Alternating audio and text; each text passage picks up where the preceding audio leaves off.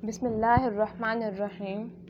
In the name of Allah, the most beneficent and the most merciful.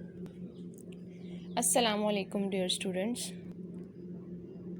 Students, आपने last class में computer ports के बारे में सीखा था कि एक्सटर्नल डिवाइसेस पोर्ट्स में किन किन पोर्ट्स में कौन कौन सी एक्सटर्नल डिवाइसेस लगती हैं। आपने PS2 पोर्ट यानी माउस और कीबोर्ड के बारे में जान लिया था। आज हम अगले पोर्ट्स के बात करेंगे। प्रिंटर पोर्ट, एथरनेट पोर्ट और network port, speakers, microphones, USB ports, VGA port और monitor port. Printer port students, अगर आपने प्रिंटर पोर्ट कनेक्ट करना है तो आप इस जगह पर करेंगे। दिए गई पिक्चर में जहां आपको प्रिंटर पोर्ट लिखा गया है, आपको जहां नज़र आ रहा है प्रिंटर पोर्ट, आप प्रिंटर यहां पर प्लग करेंगे। Okay. Next one is Ethernet port और नेटवर्क पोर्ट। एथरनेट पोर्ट और नेटवर्क पोर्ट का इस्तेमाल आप अपने कंप्यूटर सिस्टम में किसी भी तरह के दूसरे कंप्यूटर या नेटवर्क से कनेक्ट होने के लिए करते हैं। अगर आपने अपने कंप्यूटर को किसी दूसरे कंप्यूटर से कनेक्ट करना है तो आप थ्रू एथरनेट पोर्ट करेंगे, थ्रू नेटवर्क पोर्ट करेंगे। या अगर आपने नेटवर्क कनेक्ट करना हो तो आप थ्रू एथरनेट पोर्ट करेंगे। ओके स्टूडेंट्स, एथरनेट पोर्ट कब करते हैं? जब हम किसी भी दो सिस्टम्स को आपस में कनेक्ट करना चाह रहे हों। स्पीकर्स एंड माइक्रोफोन्स स्टूडेंट्स, जहाँ पर आपको ये ग्रीन कलर का नज़र आ रहा है पोर्ट, ग्रीन कलर के पोर्ट में आप स्पीकर का जो प्लग है वो यहाँ पर लगाएंगे और नीचे पिंक कलर का है जो पोर्ट, इस पिंक कलर के पोर्ट में आप माइक्रोफोन का प्लग लगाएंगे।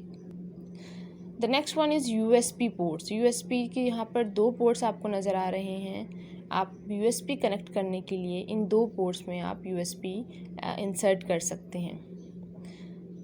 ठीक है students. Okay, the next one is VGA port और मॉनिटर पोर्ट। VGA पोर्ट और मॉनिटर पोर्ट का क्या काम है, क्या मतलब है इससे? VGA पोर्ट और मॉनिटर पोर्ट, नाम से ही आपको आइडिया हो रहा है। मॉनिटर पोर्ट मतलब ये वो जगह है जहाँ पर आपका मॉनिटर, आपका डेस्कटॉप CPU से कनेक्ट थ्रू VGA पोर्ट होगा। यानी आप यहाँ पर मॉनिटर का जो प्लग है वो इस वाले पोर्ट में इंसर्ट करेंगे। ओके स्टूडेंट्स, होप सो आपको ये समझ आ गया हो। PS2 पोर्ट में दो पोर्ट्स हैं, एक माउस और एक कीबोर्ड। माउस कहाँ लगता है? ग्रीन वाले में, और कीबोर्ड कहाँ लगता है? पर्पल वाले में। प्रिंटर पोर्ट आपको ये जो नज़र आ रहा है स्टूडेंट्स पिक्चर में, यहाँ पर ब्लू कलर का यहाँ पर आपका प्रिंटर कनेक्ट होगा। एथरनेट पोर्ट और नेटवर्क पोर्ट जो है उससे हम किसी भी दो सिस्टम्स को आपस में कनेक्ट कर सकते हैं, किसी भी नेटवर्क को आपस में कनेक्ट कर सकते हैं और वो इस पोर्ट के थ्रू होगा। स्पीकर्स और माइक्रोफोन्स, स्पीकर्स के लिए आपको ग्रीन कलर का जो पोर्ट नज़र आ रहा है यहाँ पर आप प्लग इंसर्ट करेंगे, और माइक्रोफोन के लिए जो आ रहा है आप वहाँ पर इंसर्ट करेंगे पिंक कलर का। उसके बाद USB पोर्ट्स है वो आप यहाँ कनेक्ट करेंगे। VGA पोर्ट और मॉनिटर पोर्ट है वो आप यहाँ करेंगे। ठीक है स्टूडेंट्स, होप सो आपको ये कंप्यूटर पोर्ट समझ आ रहे हो। कंप्यूटर पोर्ट्स कुछ भी नहीं है स्टूडेंट्स, सिंपली ये है कि एक आपके पास एक बहुत बड़ा सा बोर्ड है, उस बोर्ड के ऊपर आप यूँ समझ लिए कि डिफरेंट सॉकेट्स लगे हुए हैं और हर सॉकेट स्पेसिफिक है कि ये सॉकेट कीबोर्ड का है, ये मॉनिटर का है, ये CPU का माउस का है, ये स्पीकर्स का है, ये माइक्रोफोन्स का है, ये नेटवर्क के लिए है और ये मॉनिटर के लिए है। ठीक है, हर सॉकेट या हर पोर्ट इज़ स्पेसिफिक। ऐसा नहीं है कि आप माउस वाले पोर्ट में या माउस वाले सॉकेट में आप कीबोर्ड का लगा दें और आपका कंप्यूटर आपका कीबोर्ड वर्क करने लग जाएगा। ऐसा नहीं है। जो पोर्ट जिस सिस्टम के लिए, जिस एक्सटर्नल डिवाइसेस के लिए स्पेसिफिक है वो उसी के लिए ही स्पेसिफिक है। आपको उस पोर्ट में, उस सॉकेट में वही प्लग्ड इन करना है। ठीक है स्टूडेंट्स, आपको ये समझ आ गया होगा। नाउ नेक्स्ट अब हम चलते हैं expansion cards. Expansion cards are electronic circuit boards that give a computer additional capabilities. Expansion cards are inserted into the slots on the motherboard. There are many types of expansion cards such as graphic cards, sound cards and network cards. Expansion card क्या है student? एक circuit board है एक क्या है, circuit board है। और इसका क्या फंक्शन है, क्या काम है इसका? इसका काम है कंप्यूटर को एडिशनल कैपेबिलिटीज़ देना, यानी कंप्यूटर की कैपेबिलिटी को बढ़ाना, उसकी सलाहियत को और बेहतर बनाना, उसके फंक्शन को, काम करने की सलाहियत को और अच्छा बनाना और स्पीड अप करना। क्या काम है स्टूडेंट एक्सपेंशन कार्ड का? कि कंप्यूटर की सलाहियत को और बढ़ा देना। जिस कंप्यूटर में एक्सपेंशन कार्ड लगे हुए होंगे वो कंप्यूटर ज़्यादा काम करेगा। और एक्सपेंशन कार्ड्स कहाँ लगे हुए होते हैं? कोर्स ये भी स्लॉट्स में लगे होते हैं, अपने अपने सॉकेट्स में ही लगे होते हैं, मदरबोर्ड पर। कहाँ पर स्टूडेंट्स? मदरबोर्ड पर। एक्सपेंशन कार्ड्स की 3 टाइप्स हैं students. Number 1 is graphic cards, number 2 is sound card and number 3 is wireless network card. Graphic card की क्यों ज़रूरत पड़ती है? हैवी ग्राफिक कंप्यूटर सिस्टम को चलाने के लिए, जिस तरह बड़ी बड़ी वीडियो गेम्स चलाने के लिए। अगर आप अपने कंप्यूटर पर वीडियो गेम्स चलाना चाहते हैं, वीडियो गेम्स लगाना चाहते हैं, तो आपका कंप्यूटर ऐसे वर्क नहीं करेगा जब तक आप उसमें ग्राफिक कार्ड इंसर्ट नहीं करेंगे मदरबोर्ड पे। ओके, इसकी एग्जांपल स्टूडेंट आप यूँ समझें कि आपके पास स्मार्टफोन है और आपको गेम खेलनी है।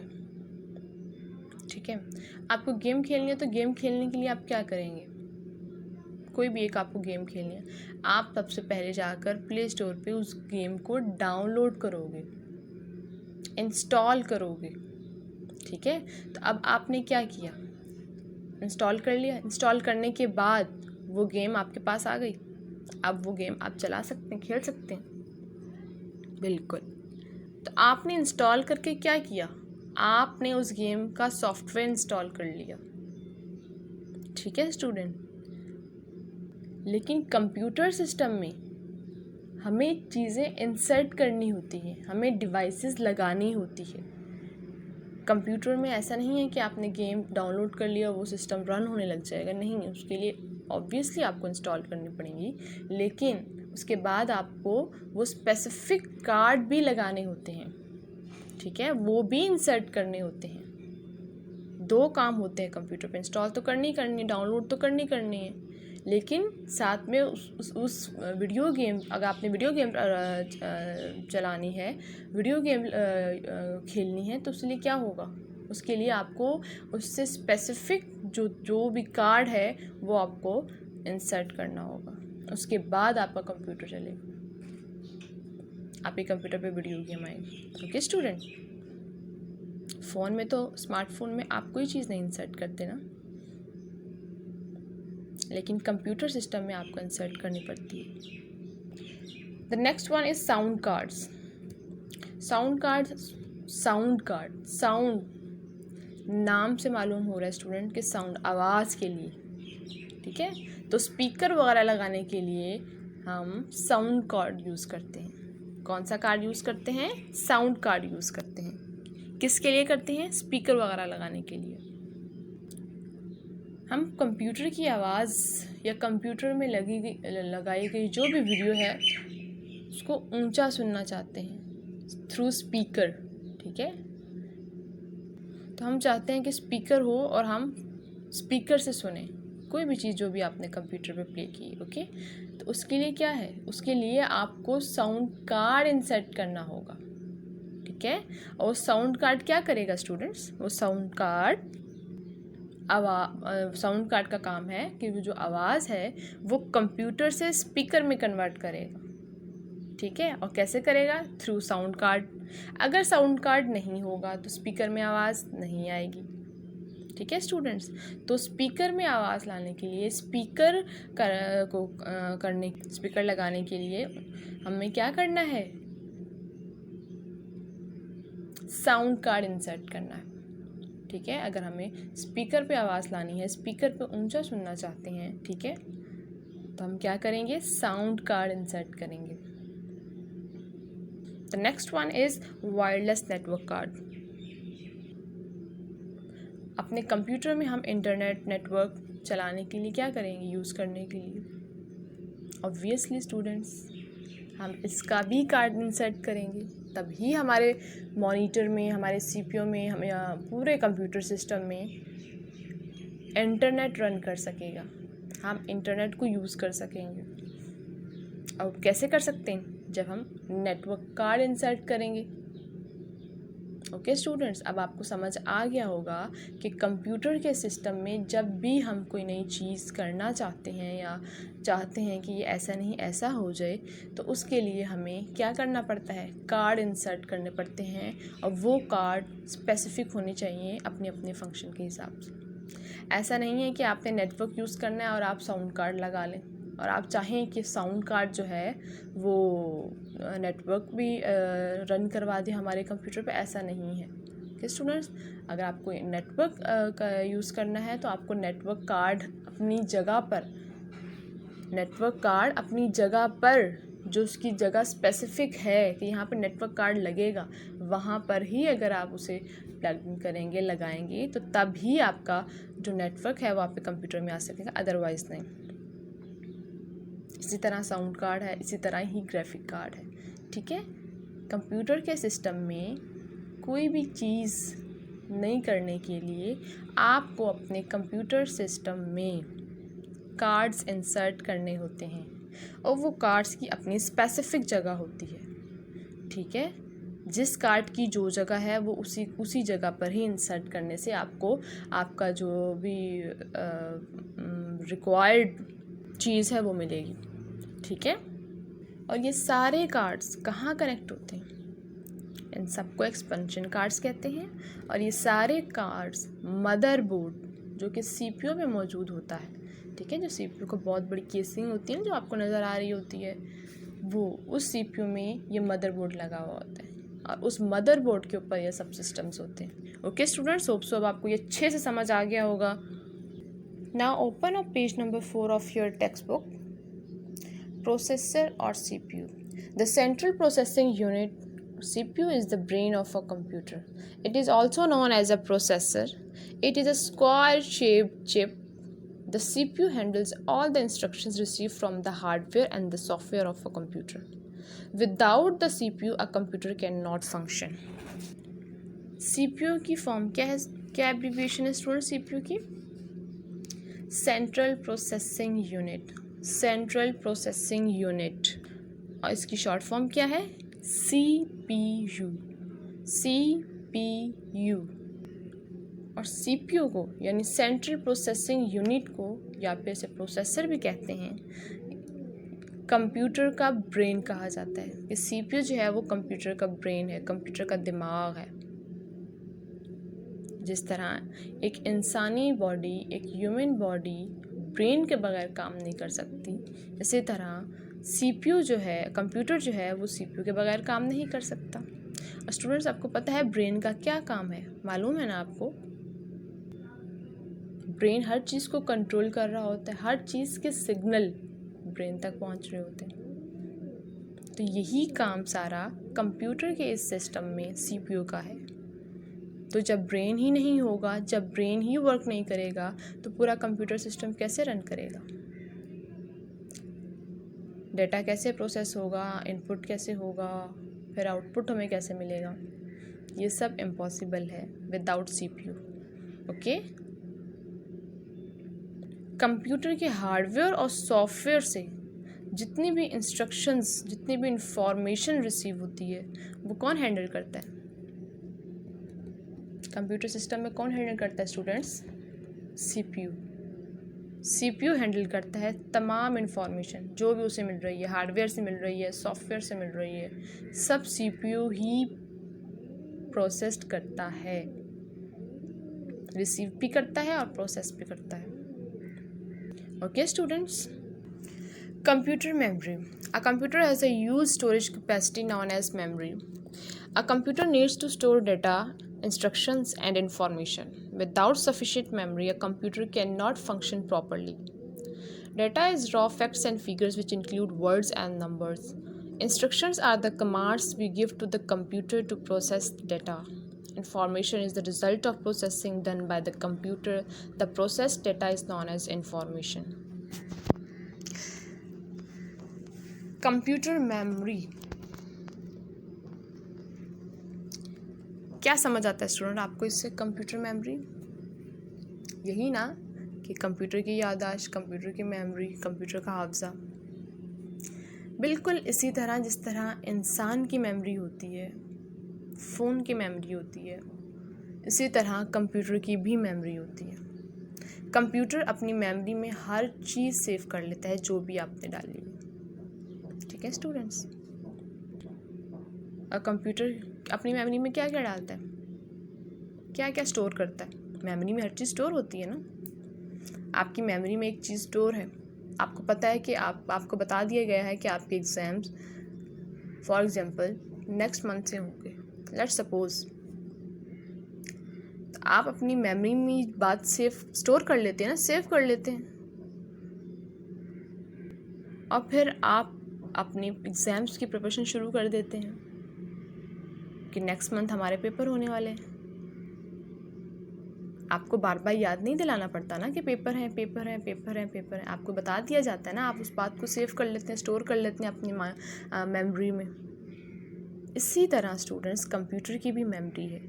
ठीक है, कंप्यूटर को भी दी गई सारे डाटा, इंस्ट्रक्शंस, जितनी भी इंफॉर्मेशन है वो स्टोर करने की ज़रूरत पड़ती है। ठीक है, उसे जमा करने की ज़रूरत पड़ती है, इसे हम कंप्यूटर मेमोरी कहते हैं। अब डाटा, इंस्ट्रक्शंस और इन्फॉर्मेशन किसे कहते हैं? डाटा के अंदर सारे फैक्ट्स और फिगर्स आ जाते हैं स्टूडेंट्स, जिसमें वर्ड्स भी होते हैं, नंबर्स भी होते हैं, जो भी कंप्यूटर की ज़बान है जो वो समझता है। ठीक है, अब हम आगे पढ़ेंगे कि कंप्यूटर कौन सी लैंग्वेज समझता है।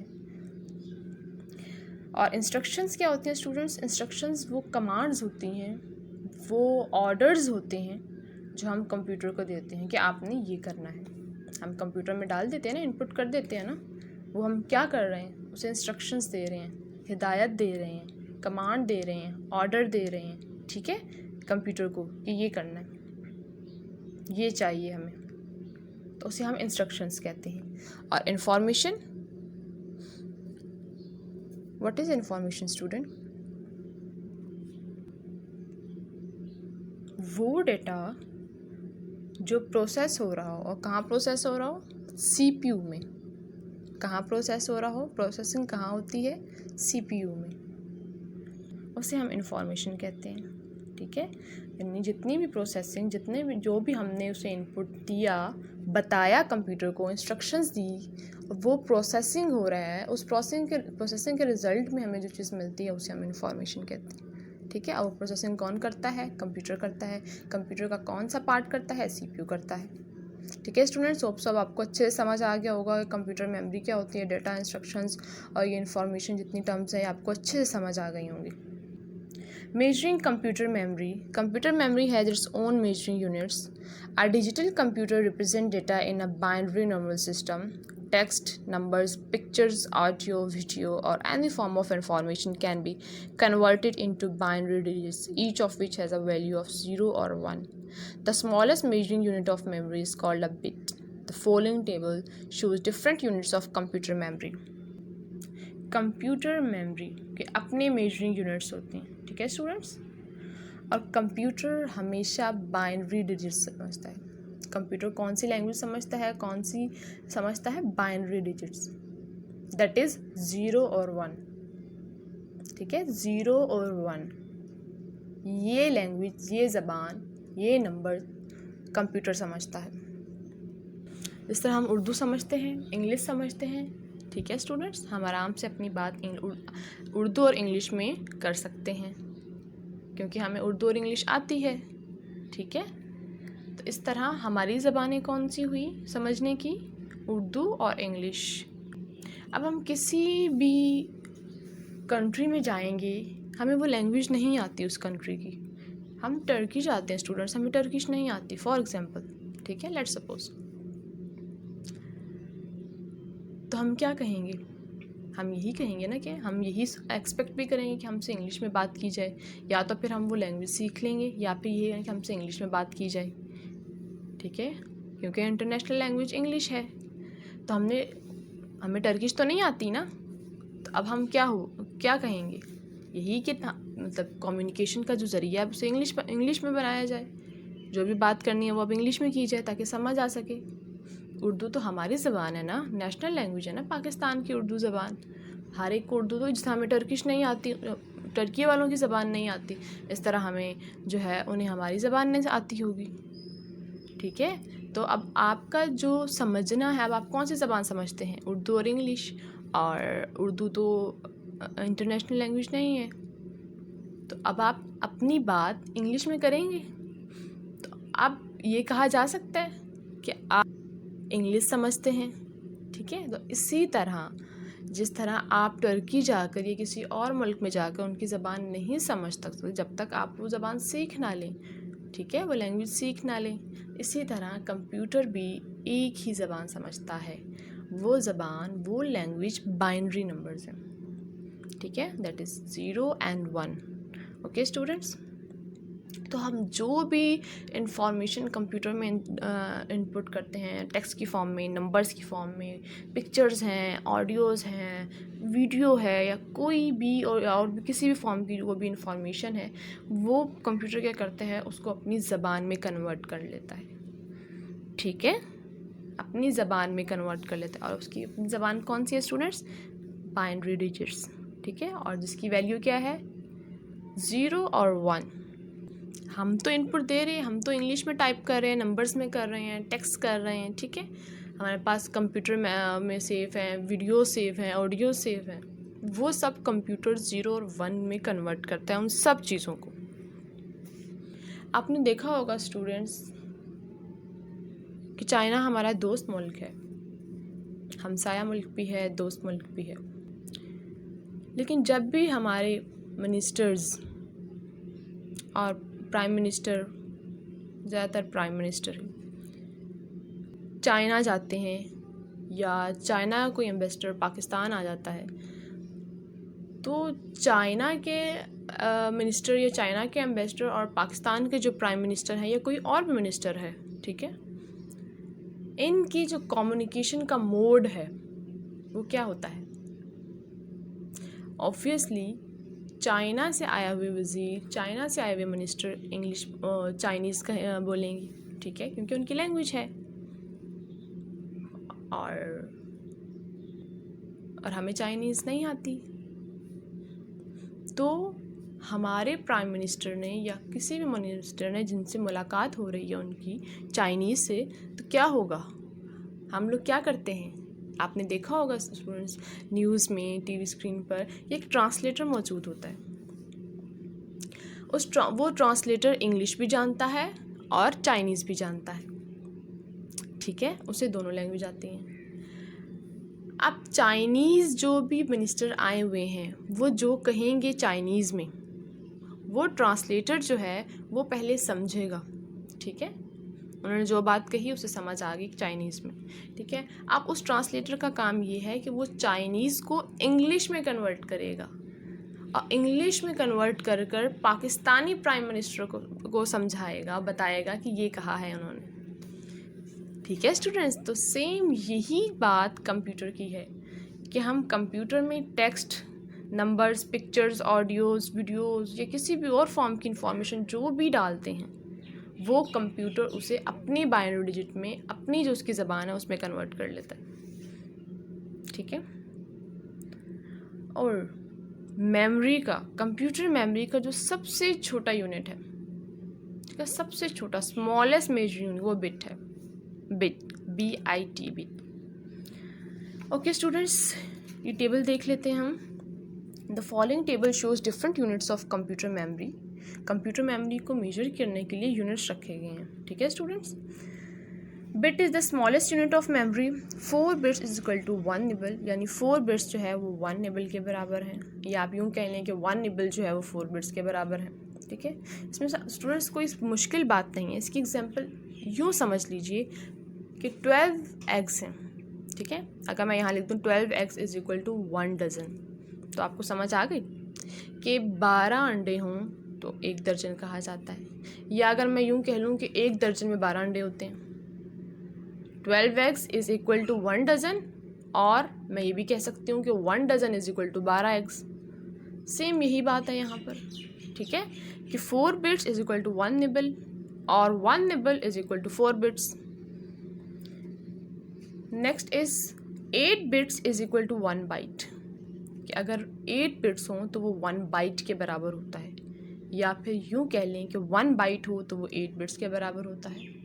ठीक है, 1024 bytes is equal to 1 kilo byte, और ये भी कहा जा सकता है कि 1 kilo byte is equal to 1024 bytes, यानी 1 किलो बाइट में कितने बाइट्स होते हैं? 1024। इसकी एग्जांपल यूँ ले लें कि 1 किलोग्राम में कितने ग्राम्स होते हैं? 1000। तो मैं ये कह सकती हूँ ना स्टूडेंट कि 1000 grams is equal to 1 kilogram, या यूँ भी कह सकती हूँ कि 1 kilogram is equal to 1000 grams. बात तो बराबर है। ठीक है, अब 1 मेगाबाइट किसके बराबर है? 1 megabyte is equal to 1024 kilobytes. Okay, 1 gigabyte is equal to 1024 megabytes. 1 terabyte is equal to 1024 gigabytes, and 1 petabyte is equal to 1024 terabytes. ठीक है स्टूडेंट्स, तो ये मुख्तलिफ यूनिट्स हैं जो आपको याद करने हैं कि 1 मेगाबाइट कितने के बराबर है, या 1024 किलोबाइट्स किसके बराबर होता है। ये सिर्फ कंप्यूटर मेमोरी के यूनिट हैं। ठीक है, ये सिर्फ कंप्यूटर के यूनिट हैं। होप सो स्टूडेंट्स आपको आज का लेक्चर अच्छे से समझ आ गया होगा। वीडियो को 2 से 3 बार देखें, हर पॉइंट बार बार क्लियर करने की कोशिश कीजिए, समझने की कोशिश कीजिए। बहुत आसान है, इंशाल्लाह आपको समझ आ जाएगा।